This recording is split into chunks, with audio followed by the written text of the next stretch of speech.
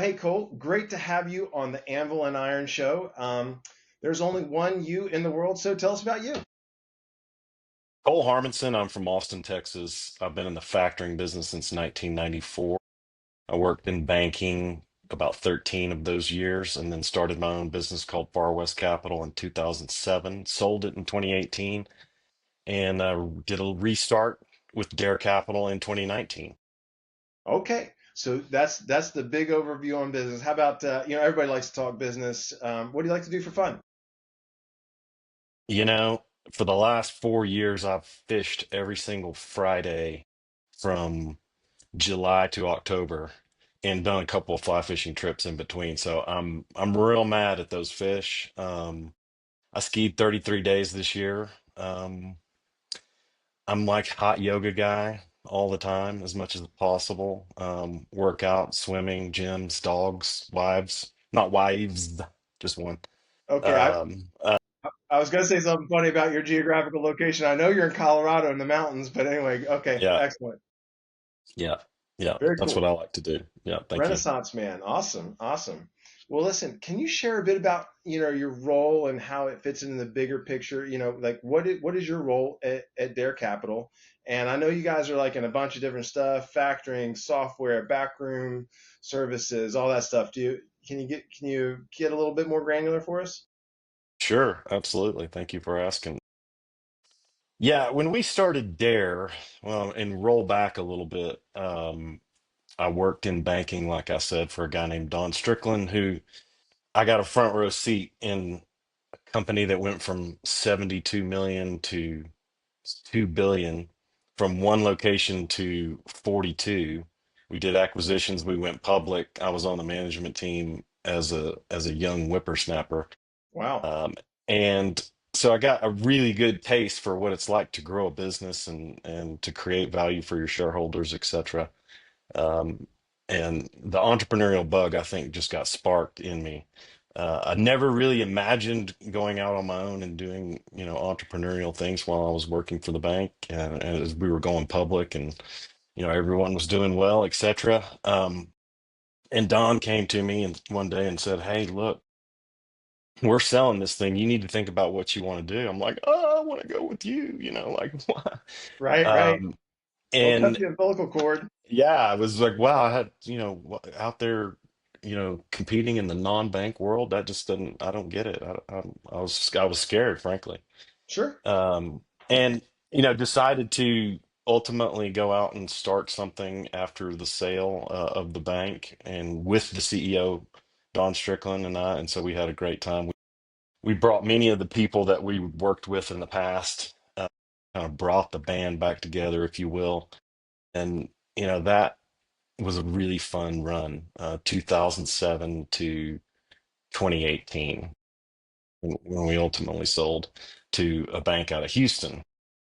But after being out on my own for that long, it's like, man, I don't know if I can ever do this, go to work for a bank thing again. Just it's fill this out, do this thing, that thing. So I decided to do a startup again, and I went to a friend and I said, "Hey, please find me something to buy. So I want to get back in the game." We're doing it a little different though. So he did do that ultimately, and I'm now partnering with Deborah Zucconi, who is a legendary credit person in factoring, for 40 years, frankly. Um, and so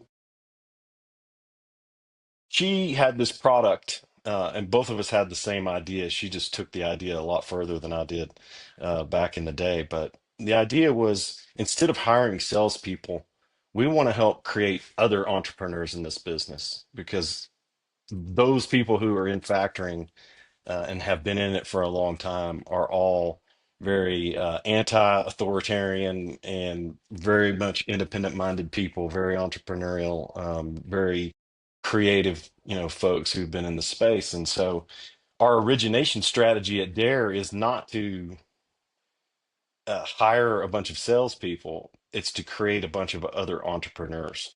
And so the way that we do that is with our backroom services product, where we partner 50-50 with the people that bring the deal. They hunt them down and we skin them. And there's not a model like this that I'm aware of in factoring right now.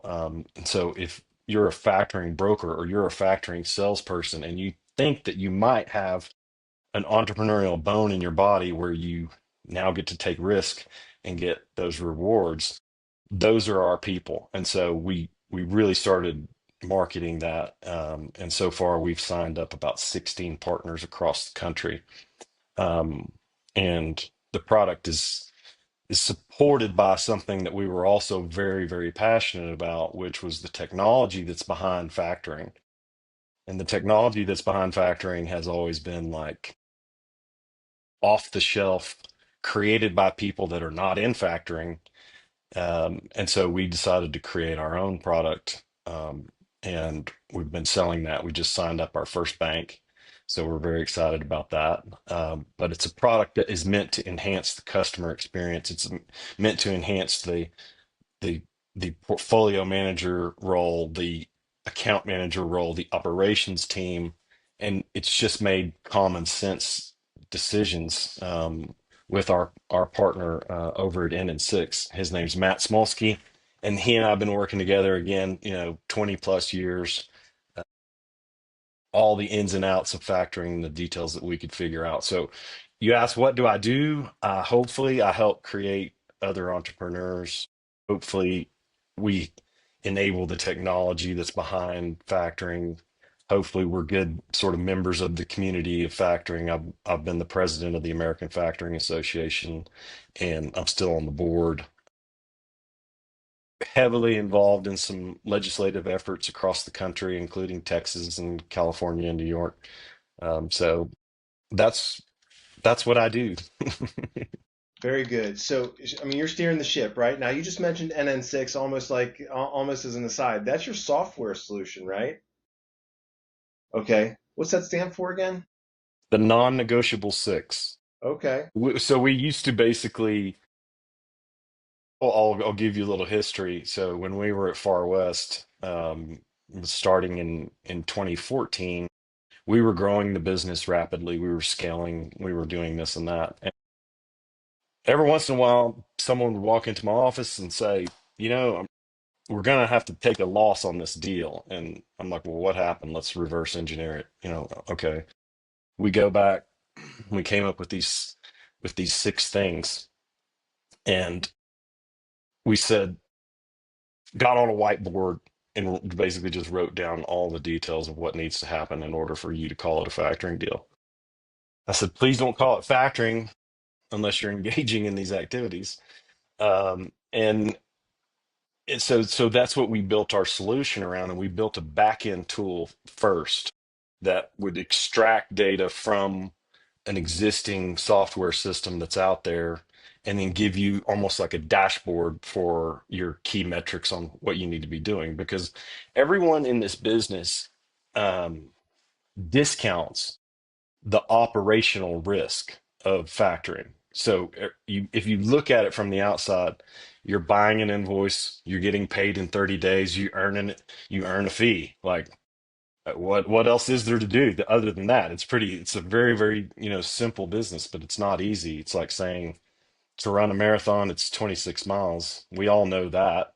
But running the 26 miles is very different. And so, when you're scaling an organization, you have operational risk. And it's like it's a very much of a team sport.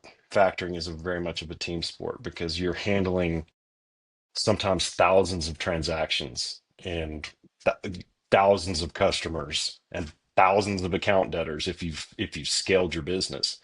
And for you to get your head around what what is actually going on in my portfolio regarding the most important things, it takes what most people's solution is I'm going to go out and hire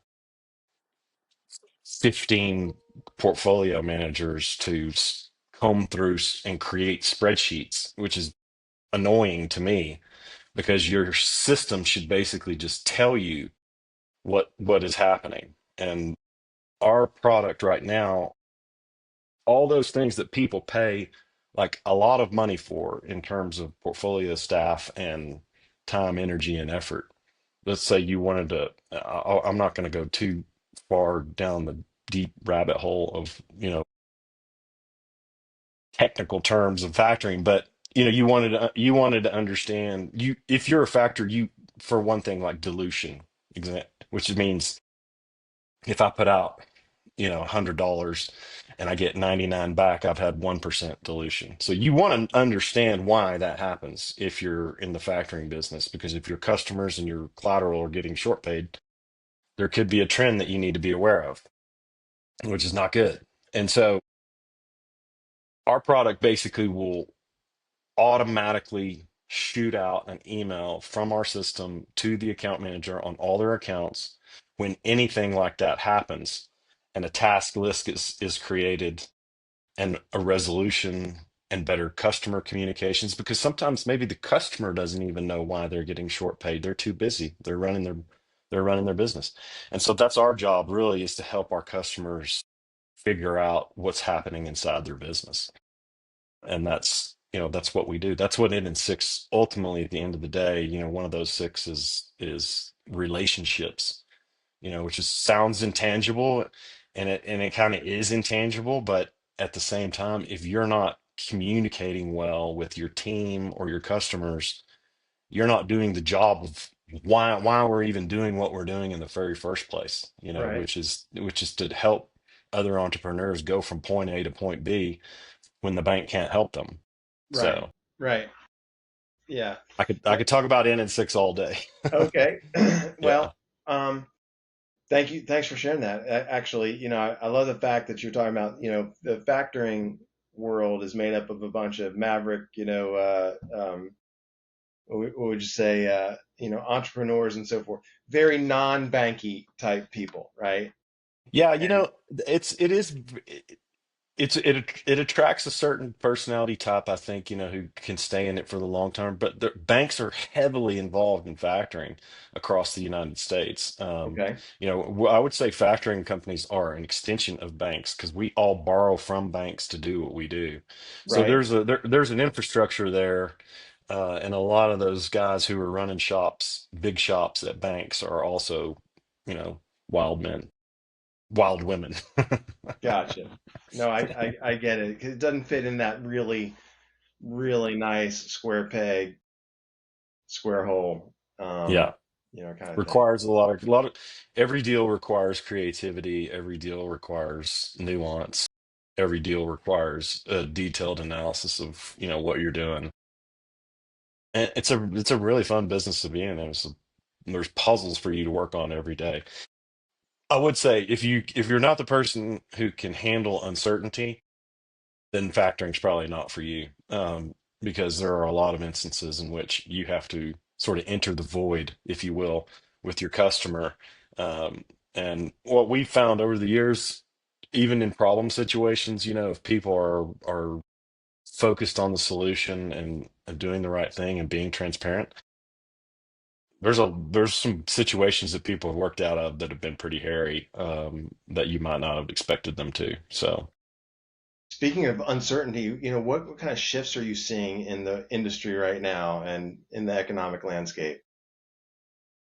Man, I'll just say this. If you're a reader of my newsletter, you know that, I've had a lot of doubt about the stock market in general, Yep, because of the yep. valuations, and because of the underlying fundamentals that just don't match up, in my mind. And I think that but I'll say this. I've been wrong, okay, about the direction of the market, and because it seems completely it's just like nothing stops this train. I don't know if that's going to continue, if the quote AI bubble burst, which you had Sam Altman coming out yesterday, basically calling this bigger than the dot-com bubble. You've got the meeting, this week in Jackson Hole with the Fed, and what's going on with rate cuts. I do think, we'll see anywhere from 25 to 50 basis points cut, in September, and probably further on down the road. And it's mostly because of the employment picture. So you're Hmm. seeing, you're seeing cracks in the labor market, and if that's one of the Fed's mandates to to hold that up, I don't see how they don't cut. Right. I don't think they should cut as deep as President Trump wants them to, uh, because I think that will, again, we had PPI super hot last week. I think that would just ultimately kind of get the thing, you know, back cranking again. But that's probably part of the plan. Bring down the treasury market, so we can refinance. We have $9 trillion worth of debt to refinance in the second half of this year, and so that's why Trump wants lower rates. And the housing market, it can't really recover until you get those rates down another couple hundred basis points. I think once you do that, I think it'll keep going. But we'll see if there's a drawdown. I don't know if there will be. But there needs to be something done. If you look at transportation and logistics and the direction of the goods market, it's downward, and no one can question that, yet the market continues to go higher. It could just be, that Tina thing, there are no other alternatives than to come to the United States and put your money here. So hopefully that trend continues. But I mean, all we try to do is the same thing we try to do inside of our business for our partners and for our clients, is to just look at the picture as clearly as we can and call out the details and make your own decisions, going from there. As far as factoring goes, I think this market of uncertainty is, and from all the factors that I talk to and from what we see in our inside of our own business, deal flow just continues to increase. And I think that's because I think banks are sort of feeling that credit cycle kind of top out, and I think they're starting to become a little bit more conservative, Yep. They're pulling back a little bit. yeah. And So that's I think ultimately it's good. I good for think your it's good business. for our business. Yeah, I think it's good for our business. And again, we've seen deal flow increase and continue to increase. So So how do you find borrowers? Like, how do you find people that want to borrow money against their receivables? Like, how does that work for you all? for our business at Dare, we're 100% referral. Okay. Just it's all referral. A lot of other factors use a lot of other tactics. Frankly, when you told me how you learned about meeting me, it made me very, very curious about how to have some AI related origination strategies, although we've not necessarily gone down those roads. Ours is about relationships and people that have known us for years and say, hey, we can't help, or other factoring companies that say we don't do construction, here's a deal. Brokers, and when those brokers come to us, we say, great, do you want to be our broker? But also, would you like to own half of this deal and own this asset? And so that's a lot of how we have converted some brokers over to owners in our BRS platform. Gotcha. And that's under a couple dozen, right? That are participating in that.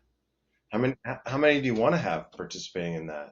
That's a great question. I never really thought about that. Just total numbers. As many as we can handle. And from our perspective, we just want to be able to scale and be able to handle additional volume with our existing customers, which we have been able to do thus far. And continue to build our infrastructure to see if that matches up with, new deals, new partners. You mentioned AI a couple times. Your software company, have you looked at ways that AI can, pull either the friction or the bottlenecks out of your business? I think so. We've been very careful to not mention AI because it's really none of what we've been doing has anything to do with artificial intelligence. It's simply machine learning. Old school kind of stuff. I think in the future that the customer interaction can be handled better by AI, and that is for sure on our roadmap. But if you look at all of our competition across the the landscape of factoring software, you do have a lot of people talking about automation. It's mostly on the underwriting side of doing things, which we're also working on.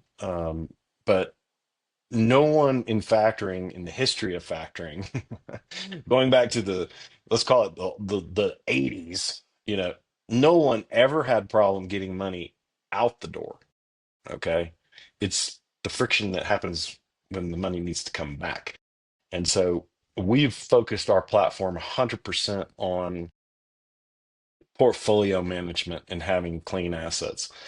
The automation part and the getting money out the door faster part, we're not that concerned with because we sit there and do it every day. And it's not, that's not the problem.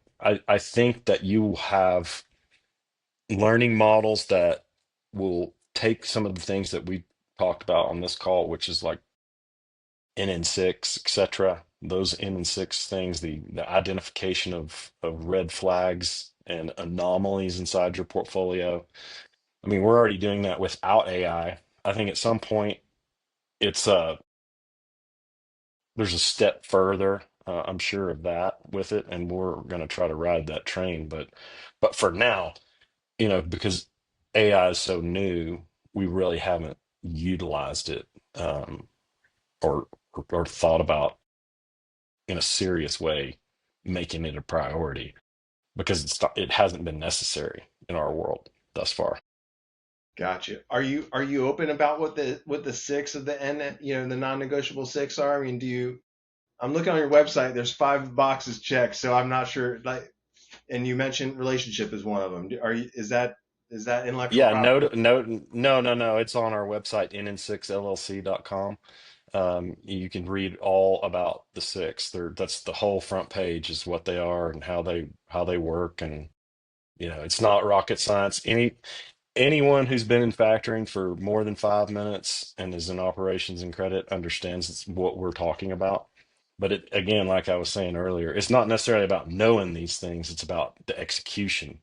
And it's about if you're serious about scaling your business, then you have to have the foundation there of understanding, what's going on in your book before you do it, not after you do it, not after the money goes out the door. And that's generally speaking what happens.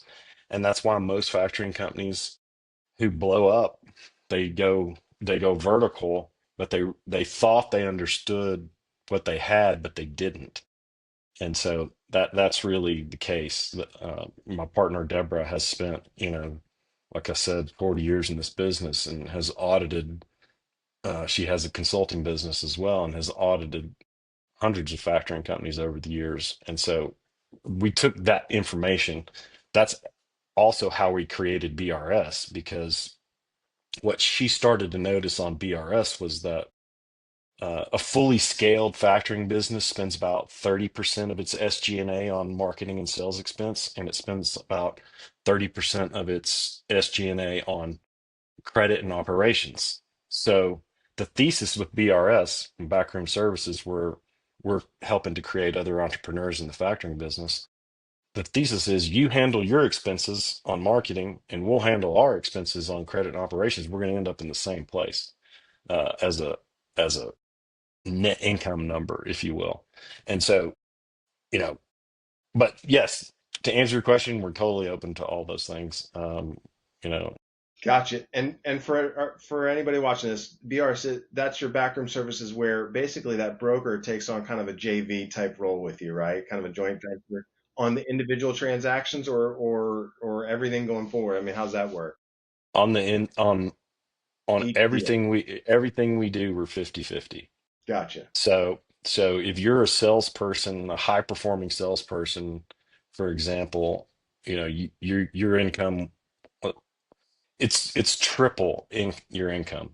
Again, that's yield dependent, obviously, but it's called it normal factoring rates. A broker, you know, is going to earn 15% of the gross fees on the whole deal. And in our thing, they own half of it. They have to pay for money and they have to take risk now. So yeah, there's more potential for loss, but if you if you believe in what you're doing, you believe in your clients, and you can handle it, then you're going to get to point B a lot faster. And the other part of BRS that is maybe overlooked is that you're not creating an asset for Dare Capital. You're creating your own asset. We are the participant and the buyer of the participation. These are your assets and they belong to you, and you can do whatever you want to with them after a year. So you could sell them. You could buy us out. You could have your own back shop. You could do whatever you want. So it's meant, we built it for banks who wanted to get into the factoring business and didn't want to. Is just, if you start up a factoring shop, then you're going to own. I mean, you're going to have to pay for maybe $1 million worth of infrastructure, just in salaries and overhead before you even get your first deal. If you want to handle it, or you could partner with us and get 50-50, pay a small upfront fee and see if it works or not. And then when it does, you could buy us out. And that's what we built it for. We haven't sold any banks yet, but what we found is that there's a lot of people out there, and especially very experienced factoring professionals who have had small books on their own, and they're trying to be a one-man show. And when they partner with us, yeah, they give up half the deal, but they can spend that time now going to get new business, and or playing golf or going skiing or fishing or whatever you want to do. Sitting on And hot running, stones. sitting on hot stones, whatever you want to do in your business, go for it. But we've had three of those now who have basically sold us their portfolio, and they bought back half of it underneath the new program, and now they don't have a capital issue now, and they don't have a time issue, and they don't have a software issue, because we sell our software half price to our BRS partners. And so it's a really good deal. If you're I would take this deal. If it was me starting out in the business, 20 years ago, I'd take this deal all day long. Gotcha. Um, I actually sold when we sold to the bank, to, the bank out of Houston, Central Bank, good people, great people. I went to them and basically pitched this idea to them and said, let me do this inside your bank, and I'll just participate and buy into half of every deal. And it didn't fit with their model. They were like, well, what about so and so over here? So I said, well, risk is not for everybody, right? It's not. And if you're inclined that way, then I think you're just going to always be inclined that way. And you don't want to go work for, you know, the man, if you will. Oh, I will. Also, also, listen, I have had great blessing and great luck in working with some very, very talented people in this business now, over the years. And I think there's three people who I've worked with in the past who are now starting their own shops, running their own shops, building their own businesses, doing all those kind of cool things. And I'm still friends with a lot of those guys. But what my thought process was is like, we had a lot of fun working together. It was just a matter of like, hey, I want to build my own, you know, I want to build my own shop. And so again, that was a lot of what this was, is like, hey, I understand why you left and started your own business, but we could just do it from the start, and there's really no reason not to. If you want to build wealth and make money in this business, that's how you do it. So, how many factoring companies would you say there are there in the U.S.? There's 550 or so members of the IFA, like the International Factoring Association, that have separate companies. Just like in any business or any industry, there's the 80/20 rule always applies. So a lot of them are small shops. Right, right, right. Of course. And then, but part of your kind of part of your attraction is the sales reps at those companies, right? That don't have their own capital. I mean, but they know the business. I mean, what would you guess? There's probably what 1,000, maybe 1,500, sales reps in factoring running around the country. How do you find those folks that may want to work with you? That's a good question. I mean, I think, for the most part, what we've done is, posting on LinkedIn, direct messaging people, going to conferences, going to trade shows, getting to know people, which we've been doing for a long time. So, you know, we'll see if some of those people come around. We've got one right now that we're talking to that is in that very position.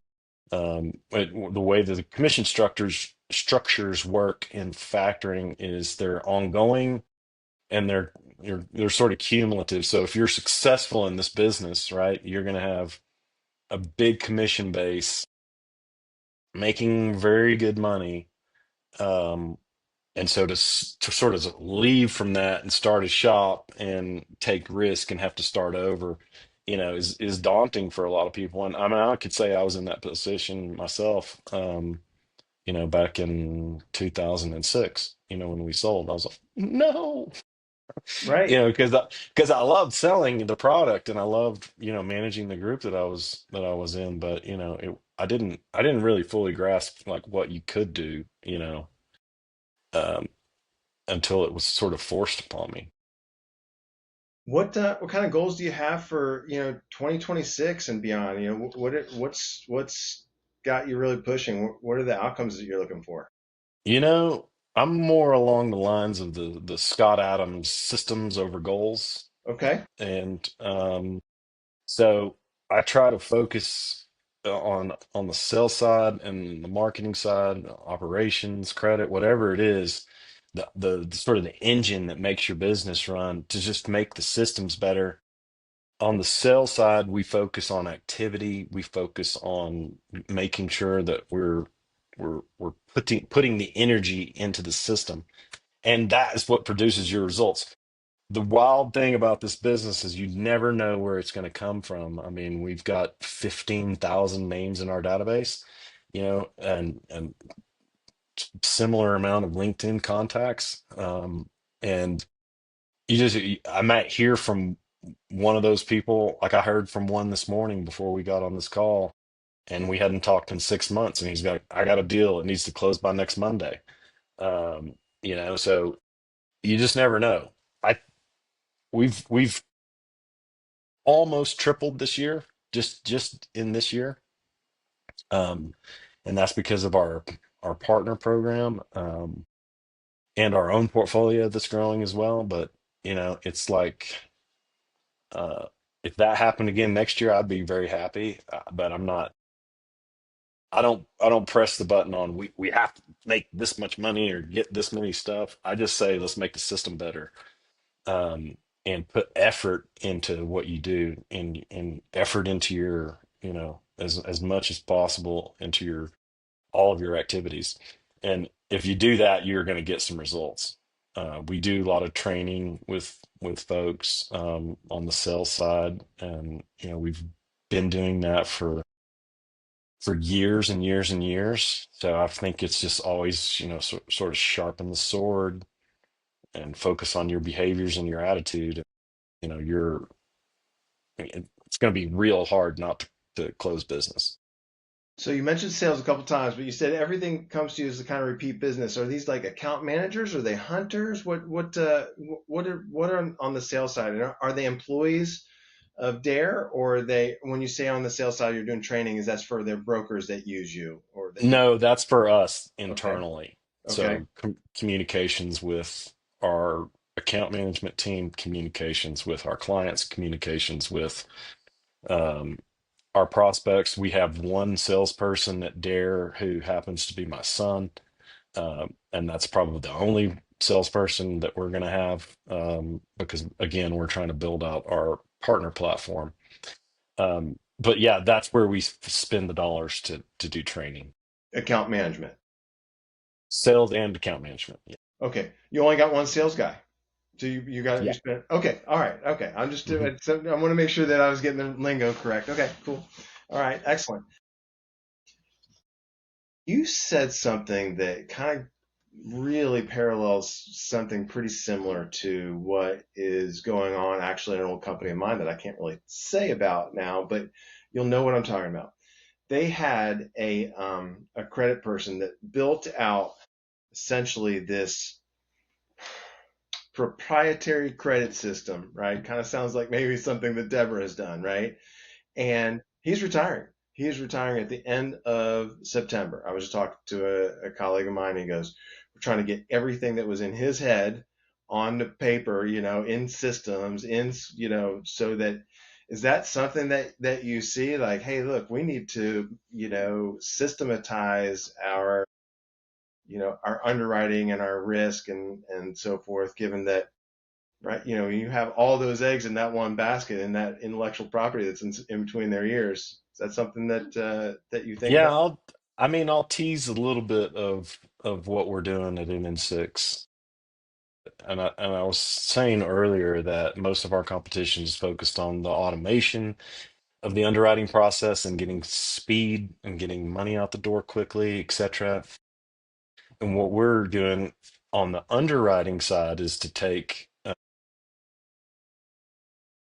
as much of the data that we can and do exactly what you just said, which is to standardize and look at, okay, when we get a deal back and it's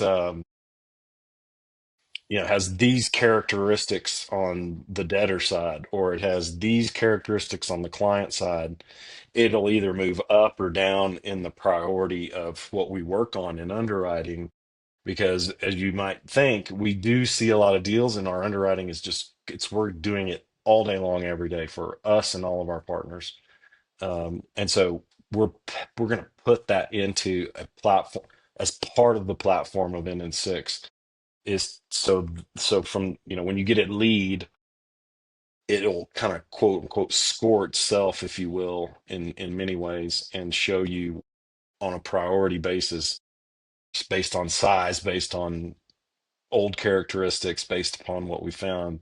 These are the deals that you should be working on first that are most likely. And then we're going to take it and compare that to the actual data that happens when we factor someone.